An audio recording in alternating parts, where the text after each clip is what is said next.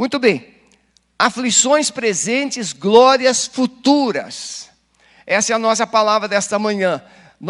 Eu tenho perguntado sempre, irmãos, o coração do pastor, do pregador, vive um momento assim bastante desafiador. O que pregar em dias tão difíceis? E muitas vezes o nosso coração, ele se inclina a querer pregar muita palavra dentro da realidade emocional, dos problemas existenciais que as pessoas estão enfrentando. Só que, por exemplo, Jesus, quando os discípulos sinalizaram que aquele pão, que aquela oferta, aquele sacrifício da mulher deveria se dar para os pobres, Jesus disse: os pobres sempre tereis, mas a mim não tereis sempre. O mundo, eu vou falar isso daqui a pouquinho, o mundo sempre vai lidar com as tempestades e com as aflições. Isso é inevitável.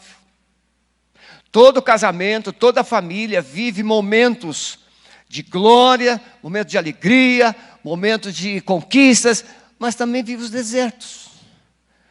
E para os momentos de glórias, você não precisa fazer muito apelo, terá sempre alguém perto de você. Mas para os momentos de deserto, você pode não ter ninguém. E é nessa hora que você precisará do poder de Deus. Porque Deus nunca se ausenta, Deus nunca falha. Mas você, por não ter convivido, desenvolvido uma intimidade com Ele nos bons dias, você não percebeu e não conseguiu captar a presença dEle, a voz dEle nos momentos difíceis. E por não captar a voz dEle nos momentos difíceis, você pensa que Ele não se importa. Mas Ele se importa. Apenas você não está preparado para ouvir a voz dEle. Então, a nossa palavra hoje, ela vem com uma proposta de nos sinalizar três coisas. A primeira, as nossas aflições têm uma causa. As nossas aflições exigem de nós posicionamento espiritual, ou preparo espiritual. E as nossas aflições estão com os dias contados. Então veja, tem uma causa, exige preparo, mas nós podemos ter esperança, porque essas aflições não falarão mais alto o tempo todo, e nem no final dos tempos. 3 pontos, né? Ouviram? Os pastores ficam aqui.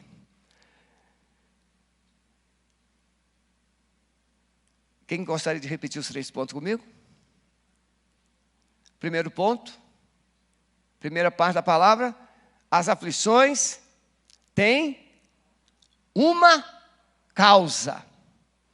As aflições exigem preparo espiritual. E as aflições, elas não são eternas, elas são passageiras. Amém, meus irmãos? Então abra sua Bíblia em Romanos 8, 18. Essa palavra Deus me deu domingo próximo passado aqui durante o culto. A palavra não, a visão da palavra, o foco da palavra. Porque para mim tenho por certo que as aflições deste tempo presente não são para comparar com a glória que em nós há de ser revelada. Vou ficar só com esse versículo, mas a leitura vai até o verso 28. Sabemos que todas as coisas concorrem para o bem daqueles que amam a Deus, daqueles que são chamados pelo seu decreto. Como igreja, por exemplo, nós vivemos momentos bons, momentos assim de festa, momentos de grande alegria. Mas como igreja nós vivemos momentos de desafios. E como reagimos nos 2 momentos? Diferente? Nós temos dificuldades de sermos otimistas quando os momentos não são muito bons. Por exemplo, você abre a cortina do seu quarto está chuviscando, ou está muito nublado, está escuro, o que verbaliza? O tempo está ruim, feio. Aí você abre a cortina e o sol está brilhando. O que você verbaliza? O dia está lindo. Veja, nuvens e sol faz com que você tenha conceitos diferentes do dia. Mas nuvens e sol podem determinar o dia que você vai viver? Mas você disse se o dia está lindo e se o dia está feio. Por quê? Porque dia lindo é quando você pode fazer o que você quer. E dia feio, ruim, é quando você está sendo impossibilidade de fazer algumas coisas que você gostaria de fazer. Como igreja nós caminhamos os dias maus com a mesma determinação. Por exemplo, você projetou aí multimídia a caminhada da igreja? Você pode fazer para mim a caminhada da igreja? Hoje nós estamos com 55%. Qual domingo do mês? Nós estamos no penúltimo domingo do mês. Domingo que vem é o último dia do mês e o último domingo do mês. Então nós temos uma semana para a gente atingir quanto? 45. E aí você olha e fala assim, está difícil, não está? Não, irmãos, o mês tem o mesmo tamanho. Um dia mais, um dia menos. Mas ninguém ganhou um salário menor porque o dia teve menos 2 dias. O mês teve menos 2 dias. Qual é a diferença? É como você trata o seu relacionamento com Deus. Ser dizimista, ser contribuinte, não é como a gente abrir a cortina e ver o tempo bom ou ruim. Ser fiel, ser dizimista, é quando a gente entende que Deus está no controle, apesar das circunstâncias. Então, nós cremos que no dia 28, você, eu, cada um de nós, terá uma surpresa. Que nós chegaremos quanto? 100%. Então olha para o seu irmão e fala assim, você é o 100%? Você que está em casa, quem sabe você é o 100%. Lá no Rio de Janeiro, eu tive uma ovelha que o apelido dela era 100%. Sabe por quê? Porque ele era bem-humorado o tempo todo. E ele estava disponível para te ajudar o tempo todo. É um policial militar. Contratei ele para ficar lá na recepção da igreja, não na recepção do culto, mas na recepção lá da área externa, porque aparecia muita gente para extorquir a igreja. E ele, como policial, identificava o perfil. Em 6 meses não aparecia mais ninguém. Ele ia falando assim, eu tenho uma pessoa que gosta de ajudar. Quem? O comandante do batalhão. E ele foi encaminhando as pessoas para o delegado de polícia, para o comandante do batalhão. Essas pessoas sumiram todinhas. Então veja, Paulo está agora terminando a sua 3ª viagem missionária.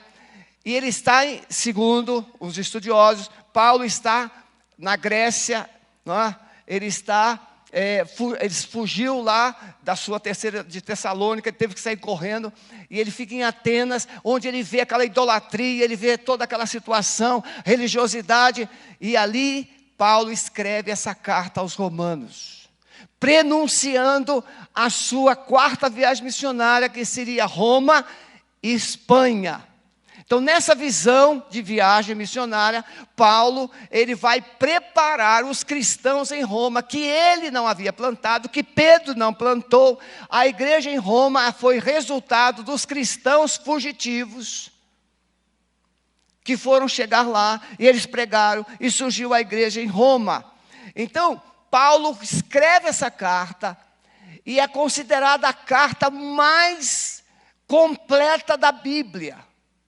Segundo estudiosos, essa carta ela era usada em várias universidades para o curso de direito, para discutir vários aspectos da conduta, do direito, da justiça. Então Paulo está encerrando essa viagem, mas ele está sinalizando um propósito de levar o evangelho a Roma e de levar ou de chegar até a Espanha. Paulo, então, ele vai mostrar nessa introdução a condição humana. Irmãos, as aflições presentes e essa expectativa de glória futura, Paulo vai mostrar, dentro desse bojo, dessa introdução, o que é que está acontecendo no mundo. O que é que está acontecendo com a família, com as pessoas, o que é que está acontecendo? Então ele vai mostrar que a condição humana fora de Cristo é desastrosa. O ser humano hoje, ele vive com uma perspectiva de satisfação insaciável. E Paulo diz assim, no capítulo 1, verso 21, porquanto tendo conhecido Deus, não glorificaram como Deus, nem lhe deram graças, antes em seus discursos se desvaneceram, e o seu coração insensato se obscureceram. Eles se consideraram sábios. Paulo vai mostrar que essa proposta de ir a Roma e de chegar à Espanha exigiria uma igreja forte em Roma. Então ele já está preparando uma igreja forte em Roma, uma igreja estruturada, uma igreja de fé, uma igreja fundamentada na palavra, uma igreja que crê no poder do evangelho. Por isso ele fala no capítulo 1, verso 16 e 17, eu não me envergonho do evangelho porque é o poder de Deus. Então Paulo procura fundamentar, e meus irmãos, para uma igreja hoje, responder os desafios, responder às instabilidades humanas, às instabilidades da sociedade, às instabilidades governamentais, essa igreja precisa ter fundamentos sólidos.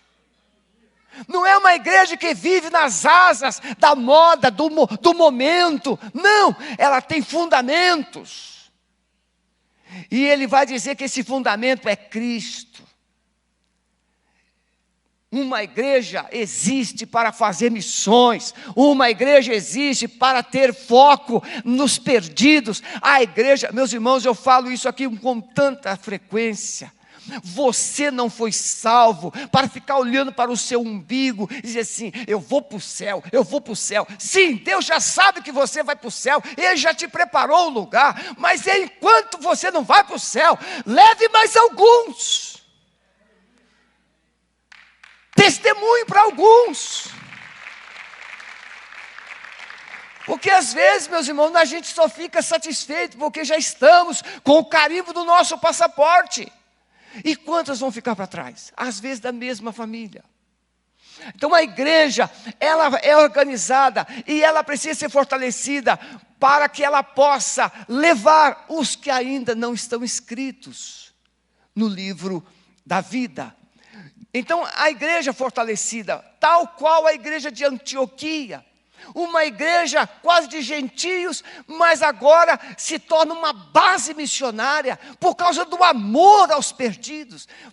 Barnabé, quando chegou em Antioquia, ele viu a graça de Deus sobre a igreja. Ele viu o favor de Deus, ele viu o amor de Deus.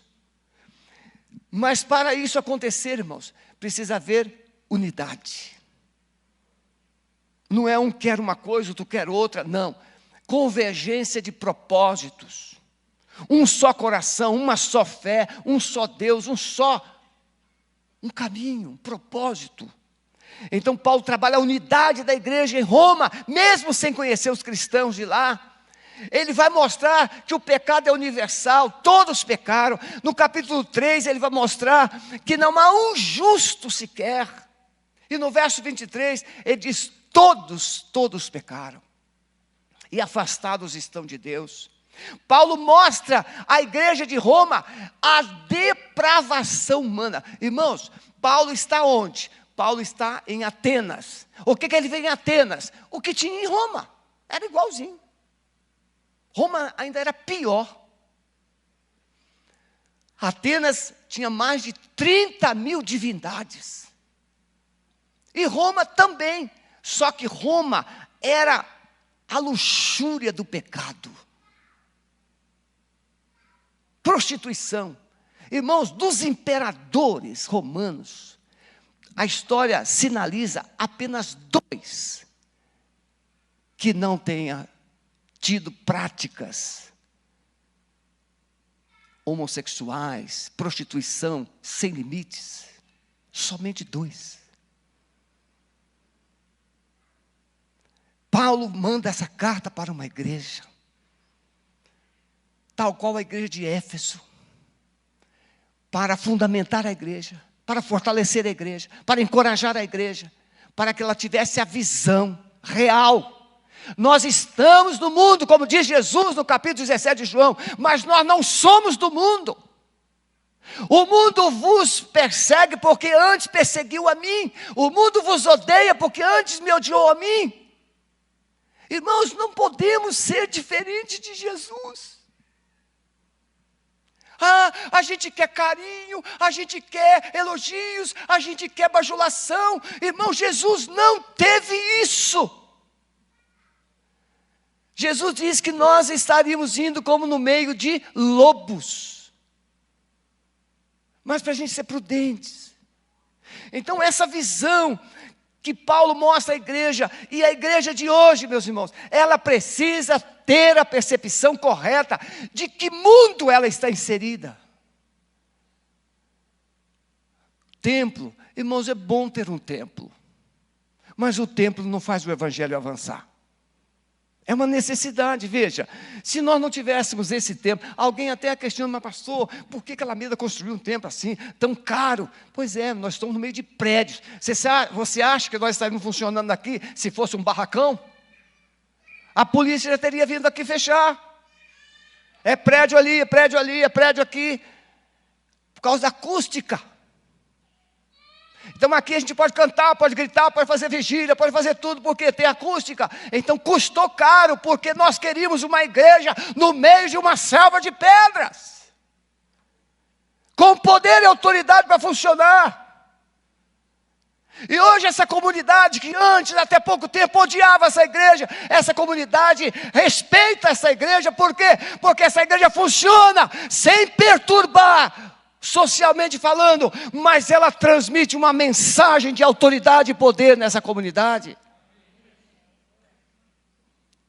Quando os vizinhos veem os nossos guardinhas vigiando os carros, eles sabem que as entradas deles também estão sendo vigiadas. Então Paulo vai mostrar que esse sofrimento tem uma causa.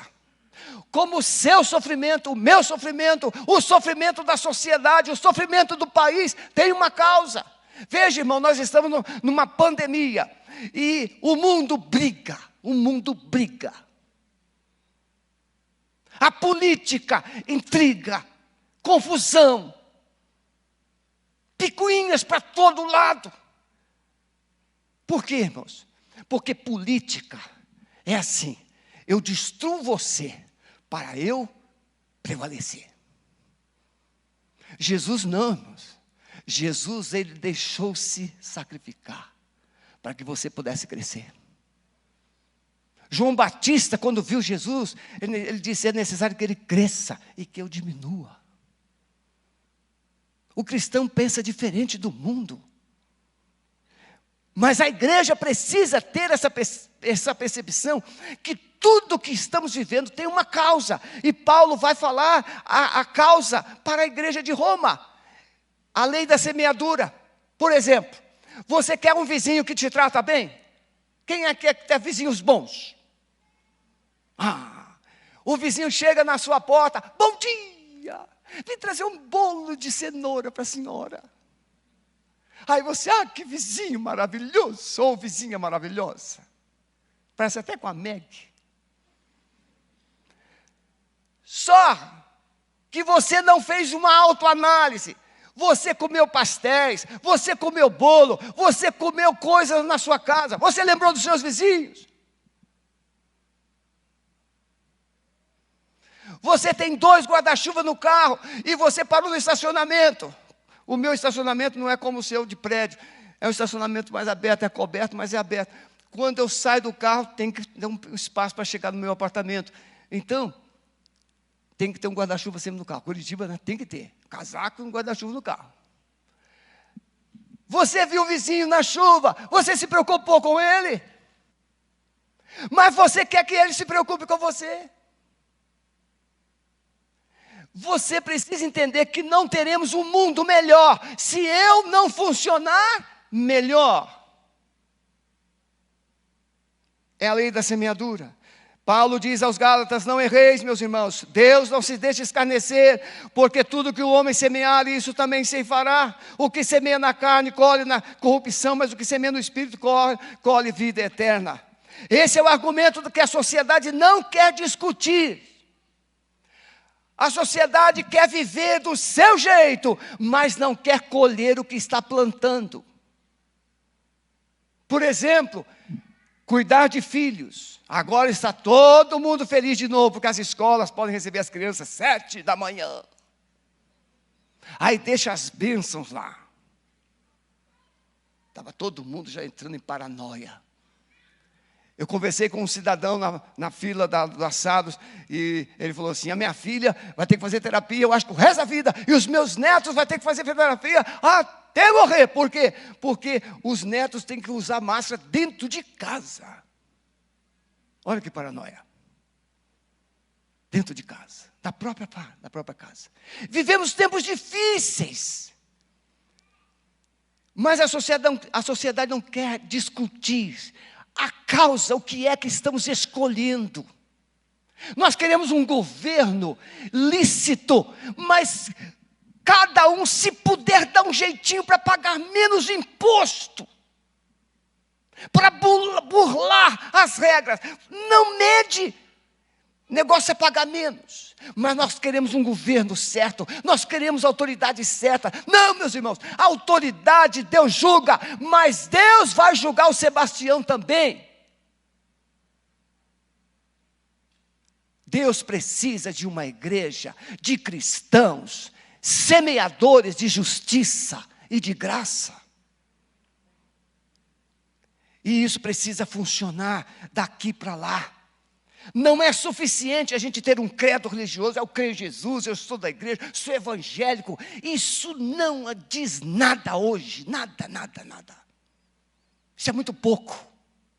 Mas o que você vive diz tudo. Como você trata as pessoas diz tudo. Não é suficiente então ter esse credo, mas viver como se Deus não existisse.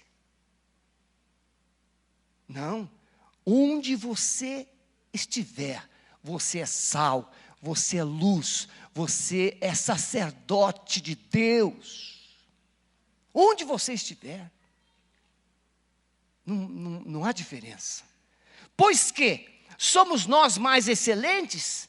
De maneira nenhuma, pois já dantes demonstramos que tanto judeus como gregos, todos estão debaixo do pecado, como está escrito: não há um justo sequer. Quando Deus passa a régua, meu irmão, ninguém fica de fora, está todo mundo no saco, todo igual. Pode ser bonitinho por fora, mas por dentro, mesma coisa. Como eu já disse aqui algumas vezes, o perfume pode te diferenciar apenas no nariz, mas o coração fede. E se você parar de usar esse perfume, fede por fora também. O pecado não somente condena, mas escraviza, domina. Ele produz cativeiros dentro de você, na sua casa, na sua família. Irmãos, é porque eu fiz um propósito com Deus de não ficar com devaneios aqui na pregação, porque eu preciso chegar até o final.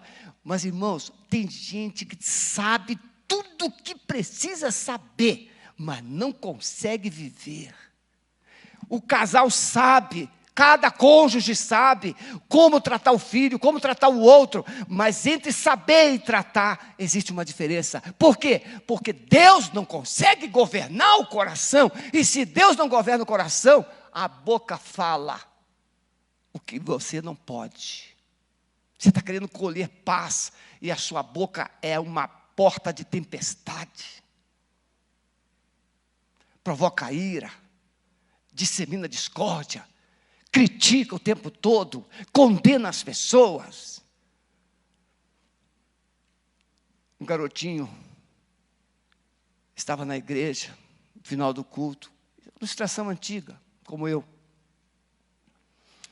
Aí o garotinho não queria ir embora para casa, não.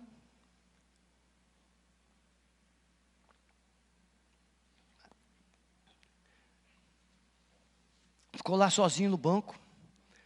Aí o diácono chegou: meu filho, tem que ir embora, fechar a igreja. Não, não vou não, vou morar na igreja. Aí chamaram o pastor. O pastor chegou: meu filho, o que houve? Não, quero morar na igreja. Mas por quê? Porque aqui, papai passa a mão na minha cabeça. Fala baixinho comigo. Até me dá elogios. Mas na minha casa, grita comigo o tempo todo. Me bate por sem motivos. Eu quero morar aqui. Aqui o papai é bom.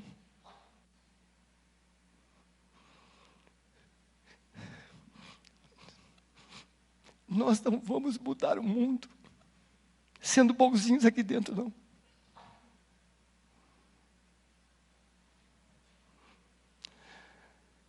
A única forma de mudar o mundo é você ser filho de Deus lá no meio daquela sujeira lá. No meio daquela perversidade, no meio daquela corrupção. É quando o corrupto chegar para você e fizer uma proposta absurda, você fala assim: se você falar mais uma coisa, eu vou te denunciar. Para atrás de mim. Irmãos, não é difícil mudar o mundo. Difícil é convencer o mundo que precisa mudar. Religião e pecado, irmãos, estão de mãos dadas. E ambas produzem apostasia, gente indiferente, gente fria, gente com muita liturgia, mas sem Deus nos lábios e no coração. Isso tudo produz frouxidão espiritual, tudo pode, é o liberalismo, até a teologia, as casas teológicas hoje. O negócio é a teologia liberal, não é mexer muito com o pecado, não é mexer muito com as pessoas. É por isso que hoje virou, o púlpito da igreja virou um lugar de terapia. Irmãos, a terapia ajuda, isso é muito bom, a doutora Vânia está aqui, como ajuda? Nós precisamos, às vezes, conversar com um psicólogo, precisamos de ajuda emocional, mas o nosso caráter não será mudado por ajuda emocional. O nosso caráter precisa de verdade. Nosso caráter precisa de Deus. Segundo lugar, irmãos, então veja, a causa das nossas aflições são as nossas escolhas, nossa rebeldia, nosso pecado, nossa indiferença com Deus. Queremos uma família, queremos um país, queremos tudo melhor, até mesmo uma igreja melhor, mas nós não melhoramos a nós mesmos. Segundo, entender que o sofrimento deste tempo presente não pode anular a esperança da glória. Paulo, quando ele fala no capítulo 8, verso 18, porque para mim as aflições deste tempo presente não se podem comparar, é porque ele começou o capítulo 8 dizendo assim: nenhuma condenação há para os que estão em Cristo Jesus. E aí ele faz um contraponto entre carne e espírito, entre o homem espiritual e o homem carnal. Aquele que tem o Espírito Santo e aquele que não tem o Espírito Santo. Se você realmente é filho de Deus, você é guiado pelo Espírito Santo, Paulo diz no verso 9 e no verso 14 do capítulo 8. Quem é que dirige os seus passos? Quem é que dirige as suas emoções? Quem é que dirige as suas palavras? É isso que Paulo está dizendo. Irmãos, Jesus nos enganou. Jesus pregou um evangelho bonitinho para a gente, barato, falou assim: não, vem que eu vou curar vocês, vou resolver os problemas, você vai prosperar e a sua família não vai ter nem um espinho na carne, nenhum sequer. Ainda que a sua mulher ou o seu marido tente, eu falo assim, espinho, está queimado em nome de Jesus. Foi isso que Jesus prometeu, irmãos? Não, irmãos. Capítulo 16 do Evangelho de João, ele começa dizendo que se alguém julgar matar um de nós, vai pensar que está fazendo um serviço a Deus. No capítulo 16, Jesus fala da promessa da vinda do Espírito Santo. No capítulo 16, Jesus faz um discurso lindo. Mas ele chega no final do capítulo 16 e ele diz assim: Tenho-vos dito estas coisas, para que em mim tenhais paz. No mundo tereis aflições. Qual é a parte do versículo que a gente cita? A segunda. No mundo tereis aflições, mas tenha bom ânimo, eu venci o mundo. É essa parte que a gente cita. Mas a primeira é: tenho-vos dito estas coisas, para que em mim tenhais paz. A paz que você tanto busca está na pessoa de Cristo. Porque no mundo é essa confusão que está aí.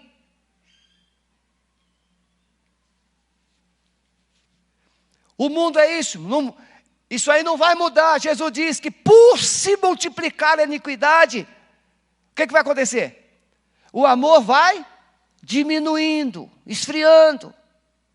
Significa, vai piorar. Jesus não nos enganou. Ele disse que o mundo era isso aí mesmo. Ele não disse que por sermos seguidores dele, nós teríamos compreensão, nós teríamos tudo favorável, o vento sopraria favorável. Não! Ele disse que nós enfrentaríamos isso, mas ele disse, mas eu já venci isso aí. Você vai enfrentar lutas, mas eu venci as lutas. Eu vou te ajudar. Aqui nós enfrentamos lutas, injustiças, perseguições. Por isso Paulo encoraja a igreja a se fortalecer. Perdão. No demais, irmãos meus, fortalecei-vos no Senhor e na força do seu poder, revesti-vos de toda a armadura de Deus, para que possais estar firmes contra as astutas ciladas do diabo, porque não temos que lutar contra carne e sangue, mas sim contra principados, contra as potestades, contra os príncipes das trevas deste século, contra as hostes espirituais da maldade nos lugares celestiais. Portanto, tomai toda a armadura de Deus, para que possais resistir o dia mau, e havendo feito tudo, ficar firmes. Quando é que um crente vai pensar em Deus? Quando o Satanás bate na porta. Quando é que um crente vai pensar em Deus? Vai pensar em fidelidade. Se você estiver desempregado, você tem facilidade de prometer o salário inteiro para Deus. Mas como é difícil hoje o crente ser fiel no dízimo. Por que é difícil, irmãos? Porque você avalia a fidelidade pelas circunstâncias e não pelo que Deus é.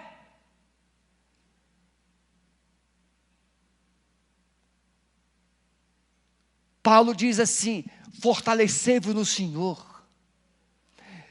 Eu preciso me fortalecer. Isso aqui é como uma academia. Bem, para colocar músculo em mim e no pastor Wavison, é só o Espírito Santo mesmo. 2 caniços, não tem jeito. Mas ninguém recebe um reforço muscular da noite para o dia. É assim que funciona? Tem um... Onde está o Leandro? Leandro, fica em pé, Leandro, por favor. Olha lá, personal. Faz assim, Leandro. Olha lá. Aquele músculo lá, foi conquistado da noite para o dia, Leandro? Não, mas tem gente que quer da noite para o dia. O que ele faz? Bomba. Você está lá, você vê na internet, os camaradas, tem gente que é tão cheia de bomba, que está quase explodindo. Mas ele quer quebrar as regras, ele não quer fazer exercício, ele quer tomar anabolizantes, remédios, porque ele quer músculo, ele quer mostrar,,, mas ele não quer passar pelo processo. Ninguém se torna um crente forte, fervoroso, da noite para o dia. Você toma uma decisão, mas você começa a caminhar com Jesus todos os dias, todos os dias, todos os dias, todos os dias. É academia espiritual. Jesus chega assim, 10 reflexões, 10 reflexões. Porque na academia é flexões. Na academia de Jesus é reflexões. Você pensou que eu falei errado, né? Te peguei, né? Na verdade eu falei errado, eu estou te pegando agora.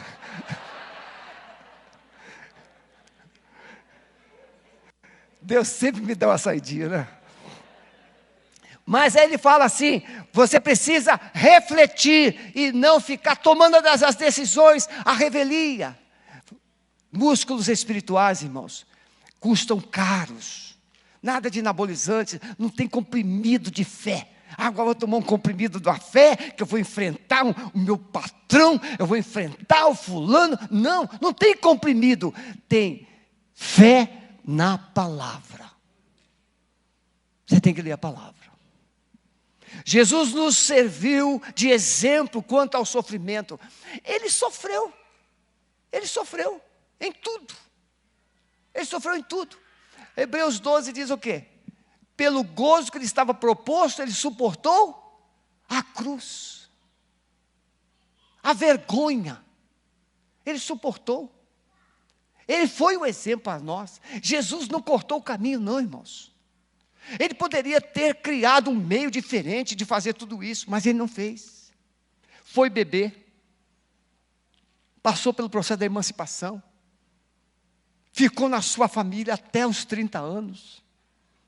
E com 30 anos ele foi lá se batizar. Ele passou pelo processo. Jesus trabalhou, por isso era chamado de carpinteiro. Jesus não vivia assim na mordomia do Pai, não. Ele trabalhava. E aliás, eu quero dizer para você que é filho, você nasceu para ser um vencedor.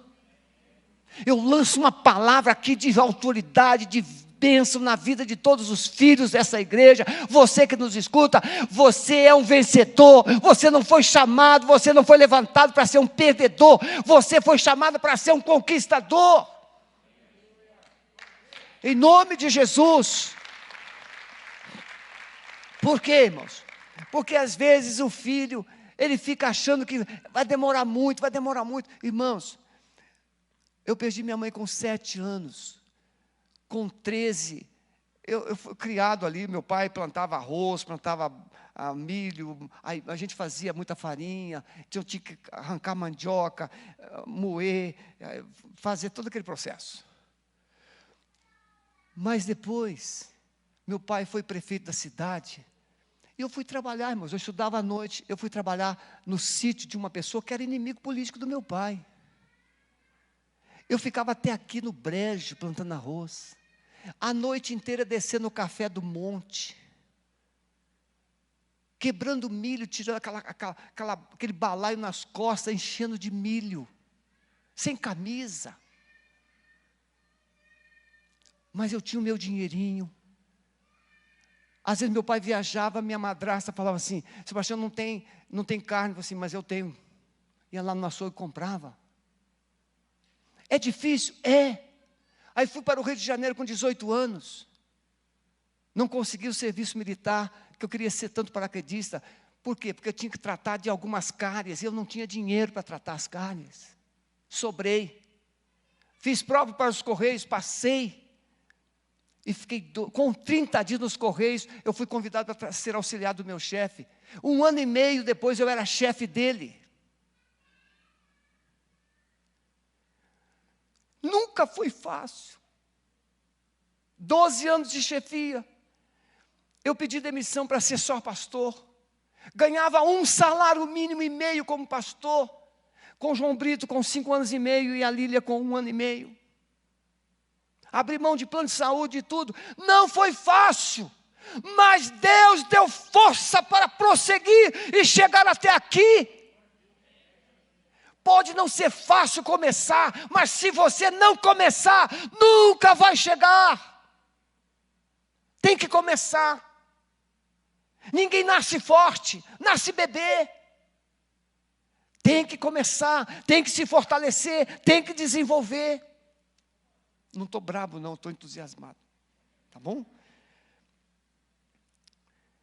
O mundo está gemendo, irmão, diante das nossas aflições, diante dessa confusão. O mundo não sabe mais a quem ouvir. Irmãos, eu não ouço jornais na televisão há mais de 2 anos. Cancelei meu pacote de televisão, eu só tenho Netflix e YouTube. Por quê, irmãos? Porque eu sou seletivo em quem eu devo ouvir. Eu tenho muitas fontes para eu saber o que está acontecendo no mundo. Não preciso ouvir esses canais com notícias fabricadas, montadas, onde constrói uma ideologia do inferno na sua casa. A igreja precisa ter um posicionamento espiritual em relação à mídia. Parar de ouvir gente que é instrumento do diabo dentro da sua casa, destruindo, gente brigando dentro de casa por causa daquilo que está ouvindo na mídia. O mundo está nessa confusão, a vaidade humana chegou a um limite insuportável. Irmãos, eu estou falando aqui, eu sei que você sabe que isso é verdade, mas às vezes incomoda. Nós temos dificuldade de gastar dinheiro com beleza. As mulheres, por favor, me ajudam aqui. Quanto custa um completão da mulher no melhor cabeleireiro lá? Aquele completão. Me ajuda aí, vocês mulheres. Uma bem sofisticada aí, por favor. 500? 200? 200? Quem dá mais?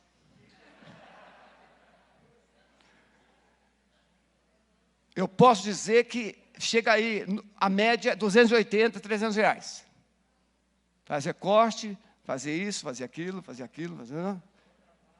Entendeu? Isso eu estou falando no meu nível. O mundo não tem. O creme custa baratinho, irmãos. O perfume custa baratinho.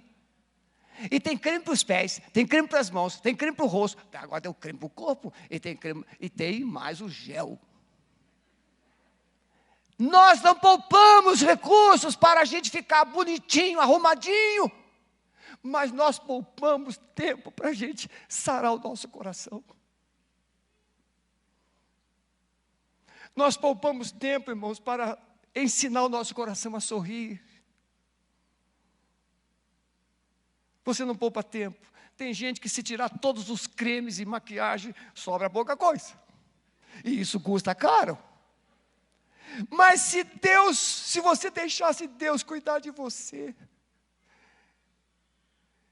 esse coração, irmãos, se tornaria uma coisa tão feliz, tão assim forte, que você continuaria usando esses cremes todos, mas sem a escravidão, o cativeiro, e fica na frente do espelho, volta para cá e volta para lá. E é melhor eu parar por aqui.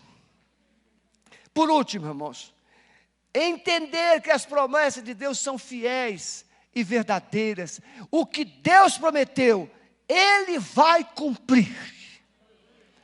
Então, as aflições desse tempo presente, elas têm uma causa, mas Deus está nos chamando para um fortalecimento, para nos tornarmos fortes, resistentes, darmos uma resposta do céu na terra. E por último ele diz assim, olha, sabemos que todas as coisas contribuem para o bem daqueles que amam a Deus. Quando eu aprendi esse versículo aqui, irmãos, eu era crente novo ainda. Deus, olha, estão te maltratando. Deus pode transformar esse contexto de injustiça em algo bom. Porque aquela pessoa que está te tratando com injustiça, ela não tem justiça para te dar.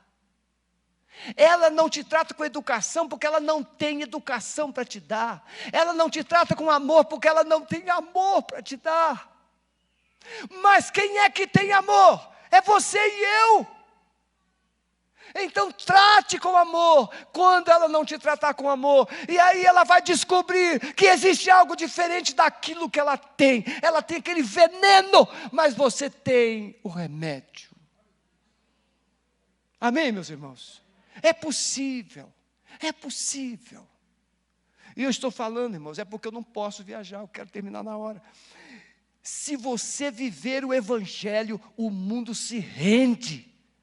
O mundo não resiste ao poder do Evangelho, meus irmãos. Precisamos considerar a causa da morte de Jesus. Jesus não morreu, porque ele escolheu, eu vou lá na terra, aí eu vou mostrar para eles como eu sou bonzinho, vou morrer por eles. Não, irmãos, ele morreu porque havia dor. Ele morreu porque havia doença. Ele morreu porque havia pecado. Ele morreu porque havia condenação. Ele morreu porque havia um diabo aqui na terra governando a terra. Então ele foi naquela cruz, levou as suas dores. Ele foi naquela cruz, ele levou as suas enfermidades. Ele foi naquela cruz, levou os seus pecados. E aí quando ele levou tudo esse lixo, que Paulo diz aos Gálatas, ele levou a maldição que estava sobre você, ele levou naquela cruz. Ele pisou na cabeça de Satanás. E ele tomou a chave da vida e da morte e disse: Satanás, agora você está derrotado. E deu a você, e deu a mim o direito de viver. Por isso, ele disse em Lucas, ele reprisando Isaías 61, o Espírito do Senhor está sobre mim, ele me ungiu para fazer tudo isso. A morte de Jesus trouxe justificação. Paulo diz no capítulo 5, verso 1, sendo, pois, justificados pela fé, temos paz. O que é, às vezes, a ausência de paz, irmãos? Não é falta de compreensão em volta. A pior paz não é aquela que está em nossa volta. A pior ausência de paz é aquela que está dentro. Está aí a ansiedade, a depressão. Irmãos, a ansiedade, ela é tão escravizadora, que a ansiedade traz o ano de 2025 para hoje. O filho está pensando em casar, começou a namorar ontem, a mãe já está assim, mas como é que vai casar? Onde eu vou? Já está pensando no salão. Ansiedade, para. Um dia de cada vez, basta para cada dia o seu mal. Melhor você primeiro orar, para ver se vai casar com ele ou com ela mesmo. Aí definiu, vai casar mesmo? Então agora vamos planejar. Agora, se você não tem grana para bater aquela festa, faça aquela festa. O problema é que às vezes a gente fica ansiedade, e uma ansiedade medida no padrão errado. Você sabe quantas fotos eu tirei no meu casamento?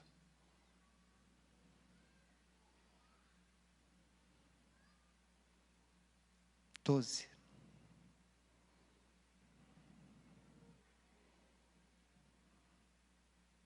Eu poderia contar para você.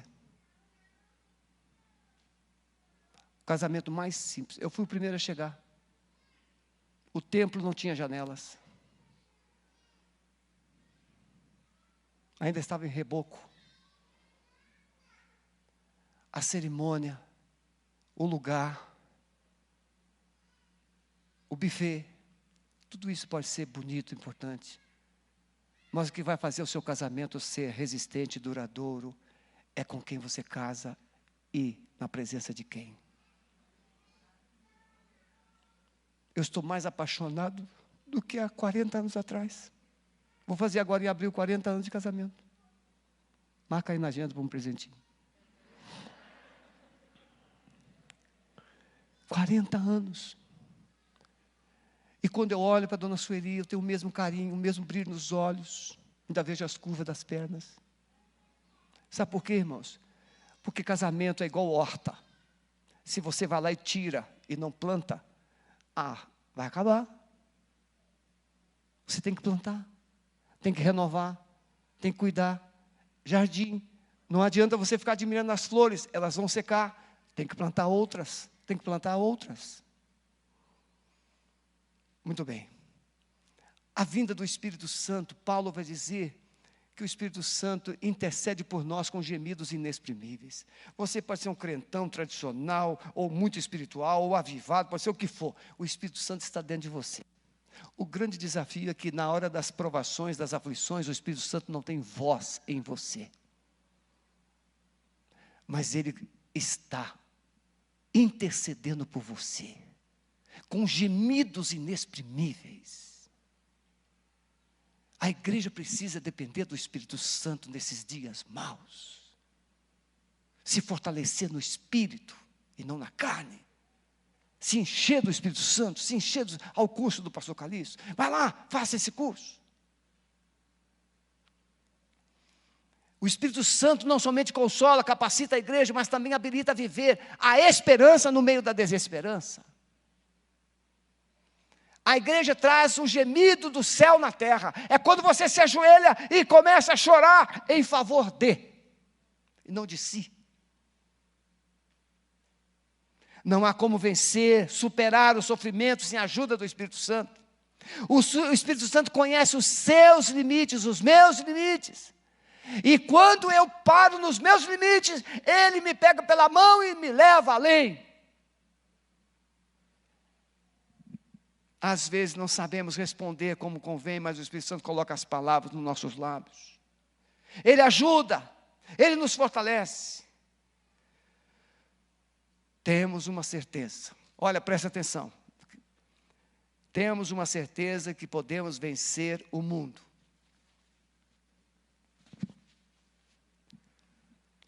Porque todo que é nascido de Deus vence o mundo. E esta é a vitória que vence o mundo, a nossa fé. E sabemos que todas as coisas cooperam para o bem daqueles que amam a Deus. Deus trabalha em todas as circunstâncias da nossa vida. Feche seus olhos um minutinho, por favor. Olha a sua vida agora. Olha as circunstâncias que você está vivendo.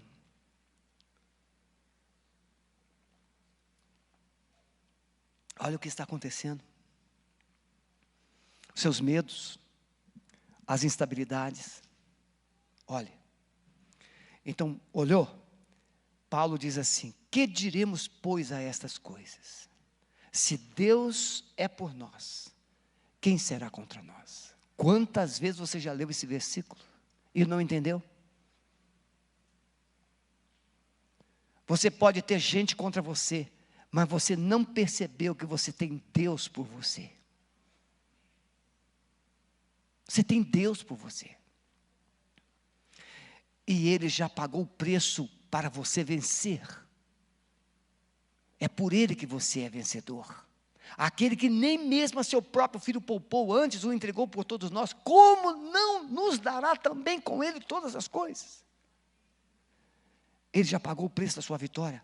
E mais, Ele continua trabalhando por você. Olha o que diz, verso 33 e 34. Quem tentará acusação contra os escolhidos de Deus? É Deus quem os justifica. Quem os condenará? É Cristo quem morreu e antes ressuscitou dos mortos, o qual está à direita do Pai intercedendo por você. Jesus na cruz realizou uma obra completa, mas agora Ele está no trono, te ajudando a tomar posse dessa obra completa que Ele fez. Ter vitória completa. Você pode ter esperança pelo fato de Cristo te amar. Talvez você não seja amado por muita gente que gostaria. E às vezes até por você mesmo. Mas o texto de Romanos vai dizer: quem nos separará do amor de Cristo? A tribulação, a angústia, a perseguição, a fome, a nudez, perigo, a espada. Como está escrito, por amor de ti somos entregues à morte todo dia.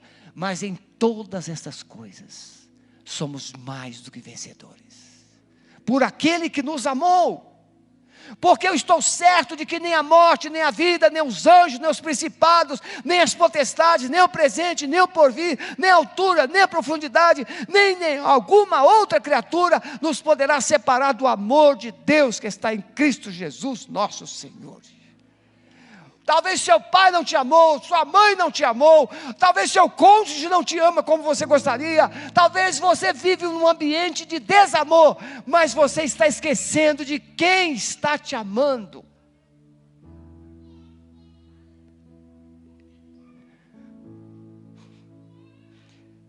Ele diz: ninguém poderá separar você de mim. o diabo pode espernear. Ninguém pode tirar você das mãos de Jesus. João 10 diz, 27 em diante: as minhas ovelhas ouvem a minha voz, e elas me seguem, dou-lhes a vida eterna, e nunca hão de perecer, e ninguém as arrebatará das minhas mãos, porque o meu Pai que mais deu é mais poderoso do que todos, e ninguém poderá tirá-la das mãos do meu Pai.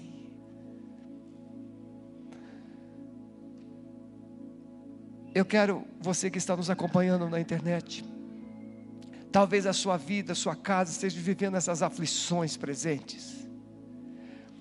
Eu quero desafiar você a entender que as aflições podem ter uma causa, e você precisa pedir o Espírito Santo.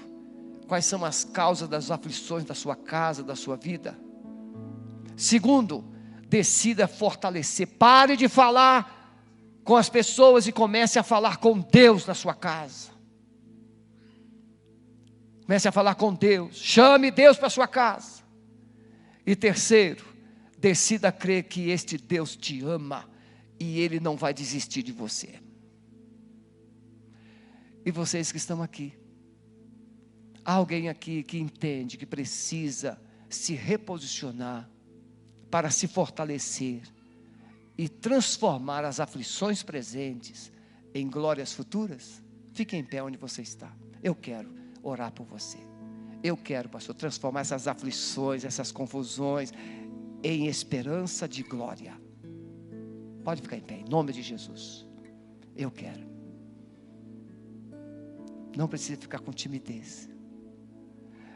Olha aquela aflição que você está vivendo e coloca no lugar da aflição, glória. Olha aquela outra aflição e coloca em cima dela, glória. E aí toma uma atitude. Fica em pé. Vamos transformar essa glória? Isso. Transforma essa aflição em glória. Transforma essa aflição em glória. Transforma esse medo em vitória. Transforma essa fraqueza em força. Glória a Deus. Deus te abençoe. Todos vocês. Agora vamos ficar todos em pé e vamos adorar, encerrando esse culto. Amado Espírito Santo, rega essa palavra no coração de cada um. Traz unção, vida e poder, para que as aflições presentes sejam transformadas em glórias futuras, para que o Senhor seja glorificado em cada um de nós, em nome de Jesus. Vamos adorar o Senhor.